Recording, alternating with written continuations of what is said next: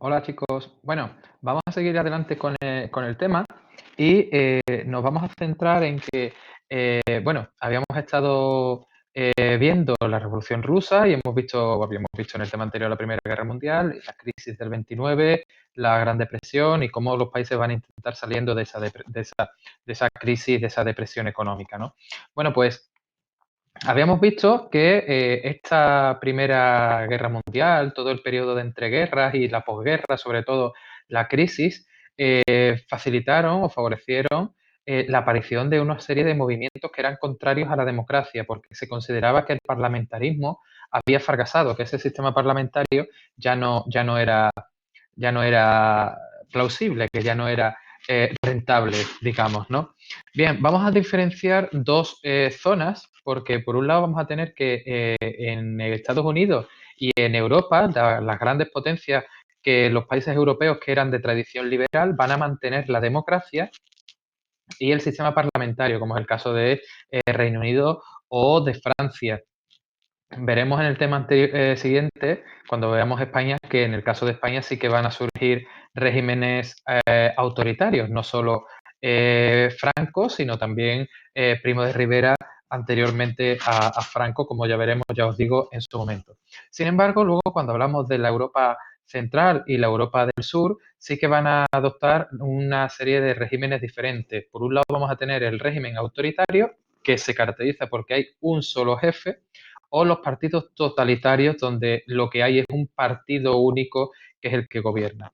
Estos partidos totalitarios se apoyan generalmente en las clases medias, en el gran capital, en los excombatientes, los antiguos soldados, en los parados descontentos y en los sectores sociales más conservadores. También los que la Iglesia generalmente le daba su apoyo a estos grupos, destacando la Alemania nazi o la Italia fascista. ¿Vale? Esto es importante y es interesante que lo sepamos porque estos partidos totalitarios lo que pretenden es luchar contra el comunismo, por eso cuenta con el gran capital, con los excombatientes, con los sectores conservadores, porque son los que están radicalmente en contra de este comunismo, ¿vale? Y lo que vamos a ver a continuación son las diferentes características o rasgos que tienen los totalitarismos, que veremos cómo cuando veamos en el siguiente vídeo, en la siguiente clase, el movimiento nazi de Hitler o el movimiento fascista de Mussolini con los fascios di combattimento, los camisas negras, veremos cómo se apoyan y se argumentan básicamente en estos rasgos que también, bueno, tendrán sus características dentro de el comunismo, por ejemplo, también se caracteriza por algunas de estas ideologías. ¿Vale? Bien, cuando hablamos de características de los totalitarios, de los totalitarismos, vamos a ver que son estos partidos que controlan el poder político y todos los ámbitos de la vida de las personas, ¿vale? Vamos a tener que una de las principales características va a ser el hecho de que el Estado concentra todo el poder y que lo ejerce a través de un líder, generalmente un líder carismático que tiene mucho don de palabra, que tiene mucha elocuencia y generalmente al que se le obedece ciegamente. En el caso de Italia va a ser el duce o el dux en italiano, el Führer en alemán, o en el caso de España, cuando veamos Franco, lo veremos que es el caudillo. En estos sistemas políticos autoritarios no existen las libertades personales ni el pluralismo político, es decir, existe solo un partido que reprime violentamente a cualquier oposición. Es lo que hace en España, por ejemplo, lo veremos en su momento Franco cuando prohíbe todos los demás partidos políticos que no sean el partido franquista, ¿vale?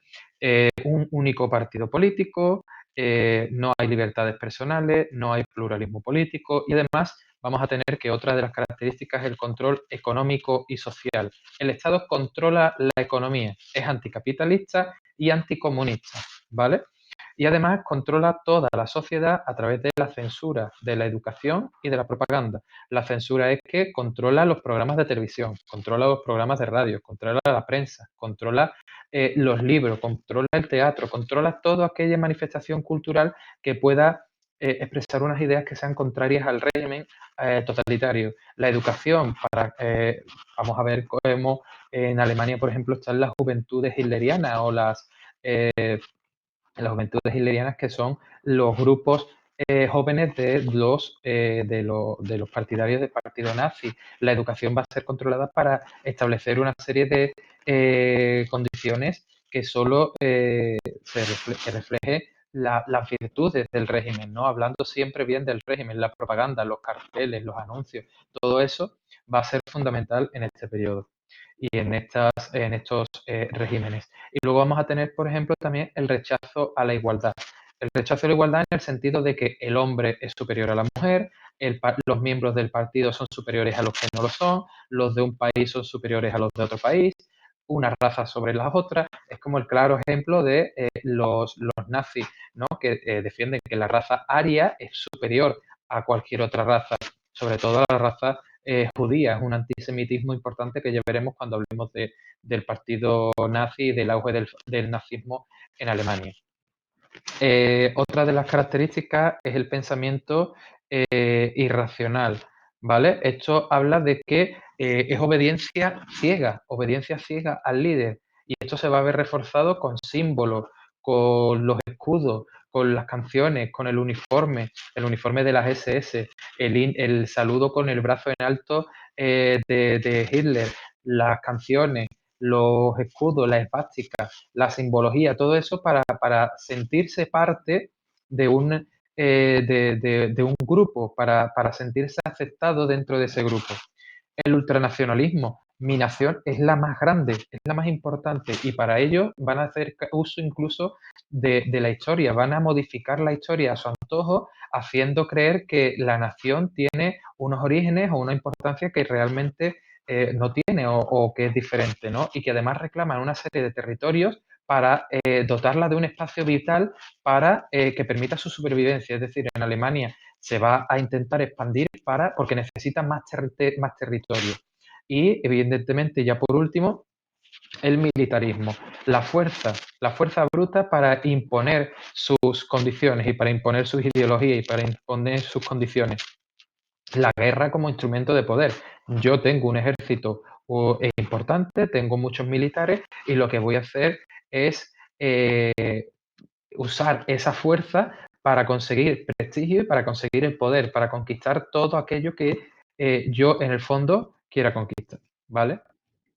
Bien, como veis, el totalitarismo, las características del totalitarismo, todo lo que hace es romper con las ideas de la democracia, ¿no? Entonces sería interesante, y lo trataremos en clase, aunque esta parte del tema la veáis aquí, la veáis por vídeo y no estéis conmigo en clase, lo repetiremos en clase porque me interesaría llevar al debate, hablar en clase sobre la posibilidad de que se vuelvan a producir este tipo de situaciones, ¿no? Que vuelva a restablecerse y que vuelvan a triunfar los sistemas totalitarios, que surjan partidos políticos así y que esos partidos detenten el poder, ¿no? Logren conseguir el poder, rompiendo con la tradicional democracia que nosotros afortunadamente es lo que conocemos desde que somos pequeños.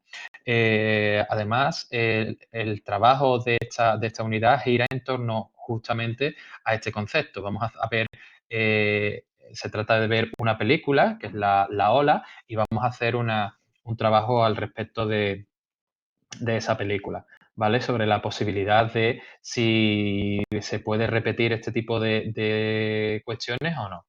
Vemos que, pues eso, ¿no? Los uniformes, la uniformidad, que todo el mundo sea más o menos igual, el control del Estado por parte del Estado, de los medios, a través de la censura, de todo ese tipo de cosas que hemos visto a lo largo de la explicación, ¿no? Y bueno, con esto ponemos punto y final a esta explicación, que es más breve porque ya luego la vamos a completar con el fascismo italiano y con el nazismo alemán, pero eso ya será en el siguiente vídeo, ¿vale? Pues nos vemos en el siguiente vídeo y en la siguiente clase. Adiós.